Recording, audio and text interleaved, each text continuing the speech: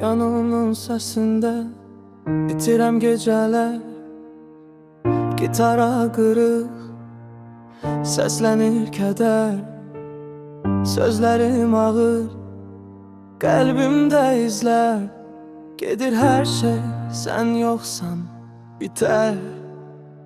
Ayrılık gecesi, karanlık bürüyür. Yüreğim çırpınır, seni hele görür. Ayrılık gecesi, hayallarda solur. Sessizlik içinde adını çağırır. Sözlərim qırıq, hər misra qəm dolu. Ürəyimdə fırtına səni axtarır yolu. Bir vaxtlar gülən gözlərindi solğun. Həyat səndən sonra mənim üçün donur. Sənsiz hər addım çətin, hər gün dərin.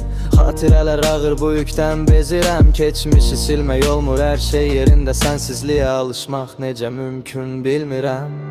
Kalbimde sessiz bir hasret kopur. Seni unutacak zaman var mı soruşur. Ayrılık gecesi, karanlık bürüyür.